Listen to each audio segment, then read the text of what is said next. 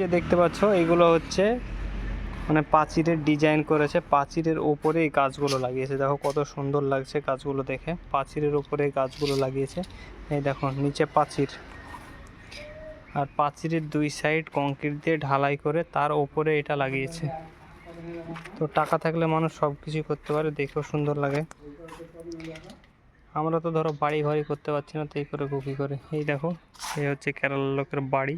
এই দেখো এরা কাদাতেও পা দেয় না, পুরো এই বাড়িটা থেকে একদম রাস্তা পর্যন্ত পুরো নিজের টাকা দিয়ে বসিয়েছে। আর এই চারিদিকে পাঁচিরের ওপরে সেই সুন্দর ফুল গাছ লাগিয়েছে, পাঁচিরের ডিজাইনও আছে। এই দেখো সেই ডিজাইন। আর আজকে আমরা এখানে কাজে এসেছি, আজকের কাজ এগুলো মনে হচ্ছে কোনো ছাদের উপর, বুঝতে পারছো?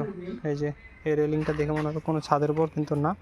এই দেখো একতলা নিচে এখানে আর একটা মানে লোকের জমি, আর এটা অন্য একটা লোকের জমি।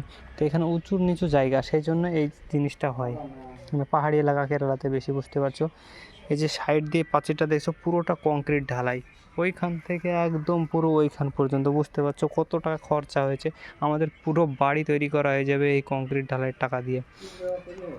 আর না করলে এই যে দেখতে পাচ্ছ 10 ফিট উঁচু পাঁচিরের মাটি সব একদম ধসে যাবে যদি এরকমভাবে না করে। মানে এখানে দুতলা বাড়ি করা হয়েছে, দোতলা।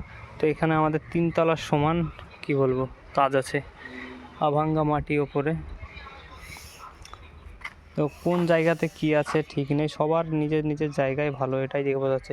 আর এই যে কুয়োটা দেখতে পাচ্ছ, আমাদের দিকে কুয়ো প্রায় নেই, সব বিলুপ্ত, কিন্তু এইদিকে লোক এখনও কুয়োর জলই খায়, কুয়ো খোঁড়ে কুয়োর জলই খায়।